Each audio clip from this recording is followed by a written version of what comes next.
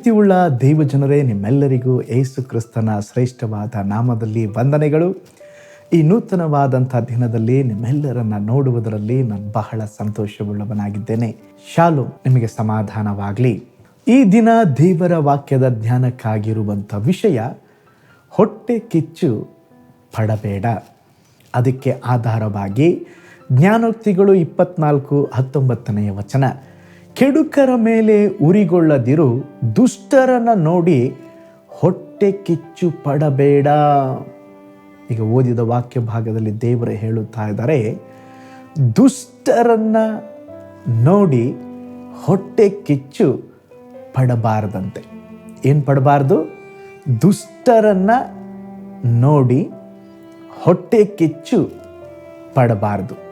ಕೀರ್ತನೆಗಳು 37:1 ವಾಕ್ಯ ಹೇಳುತ್ತದೆ, ಕೆಟ್ಟ ನಡತೆ ಉಳ್ಳವರನ್ನು ನೋಡಿ ಉರಿಗೊಳ್ಳಬೇಡ, ದುರಾಚಾರಿಗಳಿಗೋಸ್ಕರ ಹೊಟ್ಟೆ ಕಿಚ್ಚು ಪಡಬೇಡ. ದುರಾಚಾರಿಗಳು, ದುಷ್ಟರು, ಅವರನ್ನ ನೋಡಿ ಏನು ಮಾಡಬಾರ್ದು? ಹೊಟ್ಟೆ ಕಿಚ್ಚು ಪಡಬಾರದು. 1 ಕೊರಿಂಥ 13:4 ವಚನ ಹೇಳ್ತದೆ, ಪ್ರೀತಿಯು ಹೊಟ್ಟೆ ಕಿಚ್ಚು ಪಡುವುದಿಲ್ಲ. ಹಾಗಾದರೆ ದೇವ ಮಕ್ಕಳು, ದೇವ ಜನರು, ಯೇಸುವನ್ನ ಅಂಗೀಕರಿಸಿದಂಥ ಪ್ರತಿಯೊಬ್ಬರು ನಾವು ಹೊಟ್ಟೆ ಕಿಚ್ಚು ಪಡಬಾರದು. ಹೂತೋಟಗಳಲ್ಲಿ ಅನಾವಶ್ಯಕವಾದ ಕಳೆಗಳು ಹುಟ್ಟಿಕೊಳ್ಳುವ ಹಾಗೆ ಯೇಸು ಕ್ರಿಸ್ತನು ಇಲ್ಲದ ಹೃದಯಗಳಲ್ಲಿ ಮಾತ್ರ ಈ ಹೊಟ್ಟೆ ಕಿಚ್ಚೆಂಬ ಕಳೆಗಳು ಹುಟ್ಟಿಕೊಳ್ಳುತ್ತವೆ. ಹೊಟ್ಟೆ ಕಿಚ್ಚು ಅಂದ್ರೆ ಏನು ಪಾಸ್ಟರ್? ಹೊಟ್ಟೆ ಕಿಚ್ಚಂದ್ರೆ ಬೇರೆಯವರು ಬೆಳೆಯುವಾಗ ಅದನ್ನು ಸಹಿಸದೆ ಅವರ ಕುರಿತಾಗಿ ಅಸೂಯೆ ಪಡುವುದೇ ಹೊಟ್ಟೆ ಕಿಚ್ಚು. ಹೊಟ್ಟೆ ಕಿಚ್ಚು ಜೀವನವನ್ನೇ ಸುಡುವಂತ ಕಿಚ್ಚಾಗಿದೆ. ಕಾಡ್ಗಿಚ್ಚು ವನವನ್ನು ಸುಡುತ್ತದೆ, ಹೊಟ್ಟೆ ಕಿಚ್ಚು ಮನುಷ್ಯನ ಜೀವನವನ್ನ ಸುಡುತ್ತದೆ. ಮನುಷ್ಯನನ್ನ ಹಾಳು ಮಾಡುವ 2 ಸಂಗತಿಗಳಿವೆ. 1 ಹೊಟ್ಟೆ ಕಿಚ್ಚು, 2 ದ್ವೇಷ. ಇವೆರಡು ಮನುಷ್ಯನ ಜೀವನವನ್ನ ನಾಶ ಮಾಡುತ್ತದೆ. ನಾವು ಬೆಳೆಯಬೇಕು ಅನ್ನುವಂಥ ಕಿಚ್ಚು ಇರಬೇಕು ಹೊರತು ಬೇರೆಯವರು ಬೆಳೆಯಬಾರದು ಅನ್ನುವಂಥ ಹೊಟ್ಟೆ ಕಿಚ್ಚು ಇರಬಾರದು. ಇನ್ನೊಂದು ಸಾರಿ ಹೇಳ್ತೇನೆ, ನಾವು ಬೆಳಿಬೇಕು ಅನ್ನುವಂಥ ಕಿಚ್ಚಿರಬೇಕು ಹೊರತು ಇನ್ನೊಬ್ಬರು ಬೆಳಿಬಾರ್ದು ಅನ್ನುವಂಥ ಹೊಟ್ಟೆ ಕಿಚ್ಚು ಇರಬಾರದು. ನೋಡ್ರಿ, ಸತ್ಯವೇದದಲ್ಲಿ ನೋಡುವಾಗ ಕಾಯಿನನು ಹೇಬೇಲನ ಮೇಲೆ ಹೊಟ್ಟೆ ಕಿಚ್ಚು ಪಟ್ಟನು. ಆ ಹೊಟ್ಟೆ ಕಿಚ್ಚು ಕಾಯಿನ ಹೃದಯದಲ್ಲಿ ಹತ್ತಿ ಉರಿಯುತ್ತಾ ಇತ್ತು. ಅವನ ಮುಖ ಭಾವ ಬೇರೆಯಾಯಿತು. ಹೊಟ್ಟೆ ಕಿಚ್ಚಿನಿಂದ ಸ್ವಂತ ತಮ್ಮನಾದ ಹೇಬೇಲನನ್ನ ಕೊಂದು ಹಾಕಿದ. ಅವನನ್ನು ಕೊಂದು ಹಾಕಲಿಕ್ಕೆ ಕಾರಣವೇನು? ಹೊಟ್ಟೆ ಕಿಚ್ಚು. ನೋಡ್ರಿ, ಕಾಯಿನನು ಹೊಟ್ಟೆ ಕಿಚ್ಚಿನಿಂದ ಹೇಬೇಲನನ್ನ ಕೊಂದನು. ಕಾಯಿನನ ಹೃದಯದಲ್ಲಿ ಒಂದಿಷ್ಟು ಪ್ರೀತಿ ಇದ್ದಿದ್ದೇ ಆದರೆ ತನ್ನ ಸಹೋದರನನ್ನ ಕೊಲ್ಲಲಿಕ್ಕೆ ಹೋಗುತ್ತಿರಲಿಲ್ಲ. ಇತರರನ್ನ ನಾವು ಸಹೋದರ ಸಹೋದರಿಯರೆಂದು ಪ್ರೀತಿಸಿದಾಗ ಹೃದಯದಲ್ಲಿ ಕಿಚ್ಚು ಉಂಟಾಗುವುದಿಲ್ಲ. ಯೋಸೇಫನ ಸಹೋದರರು ಯೋಸೇಫನ ಮೇಲೆ ಹೊಟ್ಟೆ ಕಿಚ್ಚು ಪಟ್ಟರು. ಅವನನ್ನು ಐಗುಪ್ತರಿಗೆ ಮಾರಿಬಿಟ್ಟರು. ಆ ಹೊಟ್ಟೆ ಕಿಚ್ಚು ಅವರಿಗೆ ಒಳ್ಳೆಯದನ್ನು ಮಾಡಲಿಲ್ಲ, ಕೆಟ್ಟದ್ದನ್ನು ಮಾಡಿತು. ಯೋಸೇಫನಿಗೆ ಒಳ್ಳೆಯದಾಯ್ತ್ರಿ. ಇವರು ಹೊಟ್ಟೆ ಕಿಚ್ಚು ಪಟ್ಟರು, ಅವನನ್ನು ಬಾವಿಗೆ ಹಾಕಿದ್ರು, ಮಾರಿದ್ರು. ಆದರೆ ಅದೇ ಯೋಸೇಫನು ಮುಂದೆ ಒಂದು ದಿನ, ಓ ಸ್ತೋತ್ರ, ಅವನು ಐಗುಪ್ತ ದೇಶದ ಪ್ರಧಾನಮಂತ್ರಿಯಾದ. ಯಾರು ಹೊಟ್ಟೆ ಕಿಚ್ಚು ಪಟ್ಟರು ಅವರಿಗೆ ಲಾಭವಾಗಲಿಲ್ಲ, ಯೋಸೇಫನಿಗೆ ಲಾಭವಾಯಿತು. ನೋಡ್ರಿ, ಹಾಮಾನನು ಮೊರ್ದೆಕಾಯಿ ಮೇಲೆ ಹೊಟ್ಟೆ ಕಿಚ್ಚು ಪಟ್ಟನು. ಅವನನ್ನು ಕೊಂದು ನಾಶ ಮಾಡಬೇಕೆಂಬುದಾಗಿ ನಿರ್ಧರಿಸಿ ಅವನಿಗೋಸ್ಕರವಾಗಿ ಕೊಲ್ಲುವುದಕ್ಕಾಗಿ ಒಂದು ಗಲ್ಲು ಮರವನ್ನೇ ಸಿದ್ಧಪಡಿಸಿದ. ಆದರೆ ಅವನ ಹೊಟ್ಟೆ ಕಿಚ್ಚು ಅವನನ್ನೇ ಕೊಂದು ಹಾಕ್ತು.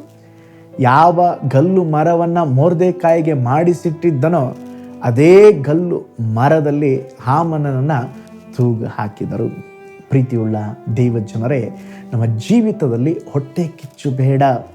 ಒಂದು ಸಾರಿ ಒಬ್ಬ ಭಕ್ತನು ತನ್ನ ನೆರೆಯವನನ್ನು ನೋಡಿ ಯಾವಾಗಲೂ ಹೊಟ್ಟೆ ಕಿಚ್ಚು ಪಡುತ್ತಾ ಇದ್ದ. ಒಂದು ಸಾರಿ ದೇವರು ಪ್ರತ್ಯಕ್ಷನಾಗಿ, ಮಗನೇ, ಏನು ಕೇಳಿದ್ದೆಲ್ಲ ಕೊಡ್ತಾನೆ, ಆದರೆ ಒಂದು ಕಂಡೀಷನ್, ನೀನೇನು ಕೇಳ್ಕೊಳ್ತೀಯೋ ನಿನ್ನ ನೆರೆಯವನಿಗೆ ಅದು ಡಬಲ್ ಆಗುತ್ತೆ. ಇವನೇನು ಮಾಡಿದ್ನ ಗೊತ್ತಾ? ಹೊಟ್ಟೆ ಕಿಚ್ಚು ಆಲ್ರೆಡಿ ಅವನ ಮೇಲೆ ಅವನು ಬೆಳೀತಾ ಇದ್ದಾನಂತೇಳಿ. ಈಗ ದೇವರೇ ನನಗೊಂದು ಕಾರ್ ಕೊಡ್ರು ಅಂದರೆ ಅವ್ನಿಗೆ 2 ಕಾರ್ ಬರುತ್ತೆ. ದೇವರೇ ನನಗೊಂದು ಬಂಗ್ಲೆ ಕೊಡು ಅಂದರೆ ಅವ್ನಿಗೆ 2 ಬಂಗ್ಲೆ ಬರುತ್ತೆ.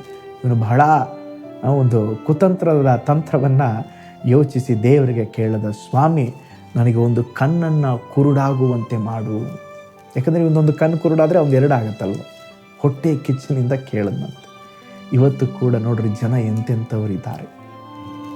ಪ್ರೀತಿಯುಳ್ಳ ದೇವ ಜನರೇ, ನಿಮಗಿಂತಲೂ ಬಹಳ ಮುಂದುವರೆದಿರುವ ಯಾರನ್ನಾದರೂ ಕಂಡ್ರೆ ಅಸೂಹೆ ಪಡಬೇಡ್ರಿ, ಹೊಟ್ಟೆ ಕಿಚ್ಚು ಪಡಬೇಡ್ರಿ.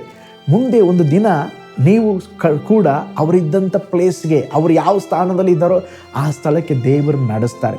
ನಿಮಗಿಂತಲೂ ಹಿಂದೆ ಇರುವಂಥ ಜನರನ್ನ ನೋಡಿ ಕೀಳಾಗಿ ತಾಸ್ತಾರ ಮನೋಭಾವದಿಂದ ನೋಡಲೇಬೇಡ್ರಿ. ಏಕೆಂದರೆ ಅವರು ಸಹ ಮುಂದೆ ಒಂದು ದಿನ ನಮ್ಮ ಒಂದು ಅಂತಸ್ತಿಗೆ ಬಂದು ಸೇರಬಹುದು. ಆದುದರಿಂದ ಹೊಟ್ಟೆ ಕಿಚ್ಚು ಪಡಬಾರದು. ಹೊಟ್ಟೆ ಕಿಚ್ಚು ಪಡುವವರನ್ನೇ ಕೊಲ್ಲುತ್ತದೆ. ಒಂದು ಗ್ರೀಕಲ್ಲಿ ನಡೆದಂಥ ಒಂದು ಘಟನೆ ಸಂಭವ ಹೀಗಿದೆ. ಒಬ್ಬ ವೀರನಿಗೆ ಚಾಂಪಿಯನ್ ಪಟ್ಟವನ್ನು ಕೊಟ್ರಂತೆ. ಆ ಪಟ್ಟಣದ ಜನರು ನಿರ್ಧರಿಸಿ ಅವನಿಗೆ ಒಂದು ದೊಡ್ಡ ಶಿಲೆಯನ್ನು ನಿರ್ಮಿಸಿದರು, ಒಂದು ಪ್ರತಿಭೆಯನ್ನು. ಇದನ್ನು ಕಂಡಂಥ ಇನ್ನೊಬ್ಬ ಆಟಗಾರನಿಗೆ ಬಹಳ ಹೊಟ್ಟೆ ಕಿಚ್ಚು ಬಂತ್ರಿ.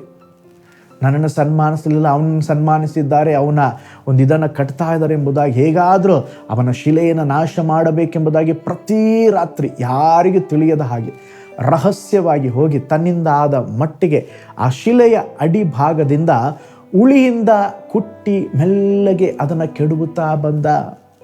ಕೊನೆಗೆ ಒಂದು ದಿನ ರಾತ್ರಿ ಹಾಗೆ ಹೋಗಿ ಮಾಡಲಿಕ್ಕೆ ನೋಡಿದಾಗ ಪೂರ್ತಿ ಆ ಶಿಲೆ ಇವನ ಮೇಲೆ ಬಿದ್ದುಬಿಡ್ತು. ಇವನ ತಲೆ ಮೇಲೆ ಬಿದ್ದಿದ್ದಕ್ಕೆ ಇವನು ಅದೇ ಸ್ಥಳದಲ್ಲಿ ಸತ್ತು ಬಿದ್ದಿದ್ದ. ನೋಡ್ರಿ, ಹೊಟ್ಟೆ ಕಿಚ್ಚಿನಿಂದ ಹೋದ ಆ ಹೊಟ್ಟೆ ಕಿಚ್ಚು ಅವನನ್ನೇ ಸಾಯುವಂತೆ ಮಾಡ್ತು.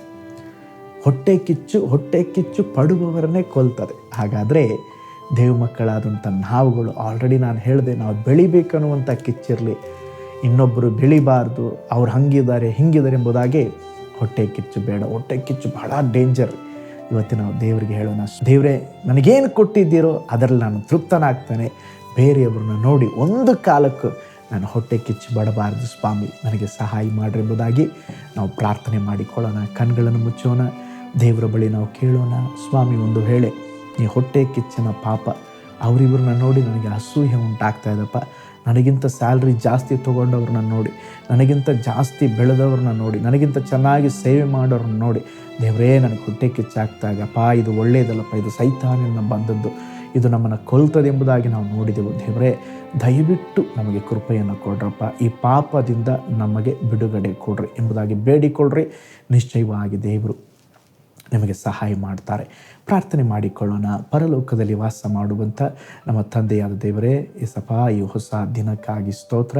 ಈ ಹೊಸ ದಿನದಲ್ಲಿ ಕೂಡ ನಿಮ್ಮ ಸಮ್ಮುಖದಲ್ಲಿ ನಾವು ಅಪ್ಪ ಈ ದೈನಂದಿನ ಸಂದೇಶವನ್ನು ಕೇಳುವಂತೆ, ನಿಮ್ಮ ಸ್ವರವನ್ನು ಕೇಳುವಂತೆ ನಮಗೆ ಸಹಾಯ ಮಾಡಿದ್ದೀರಾ. ಈ ಸಂದೇಶವನ್ನು ಕೇಳಿಸಿಕೊಂಡ ಪ್ರತಿಯೊಬ್ಬ ದೇವ ಜನರನ್ನು ಬ್ಲೆಸ್ ಮಾಡಿರಿ, ಅವರು ಮಾಡುವ ಕೆಲಸವನ್ನು ಆಶೀರ್ವದಿಸ್ರಿ. ಈ ದಿವಸ ದೇವ ಸಮಾಧಾನ, ದೇವರ ನೆಮ್ಮದಿ ಪ್ರತಿಯೊಬ್ಬರನ್ನು ಆಳ್ವಿಕೆ ಮಾಡಿರಿ. ಒಂದು ಆಶೀರ್ವಾದಕ್ಕಾಗಿ, ಕರ್ತನ ಒಂದು ಬಿಡುಗಡೆಗಾಗಿ ಯಾರಾದರೂ ಕಾದಿರೋದಾದರೆ ಅವರಿಗೆ ಬಿಡುಗಡೆಯನ್ನು ಕೊಡ್ರಿ. ಅದ್ಭುತ ನಡೆಯಲಿ ಯೇಸುವಿನ ಹೆಸರಿನಲ್ಲಿ ತಂದೆಯೇ, ಆಮೆನ್.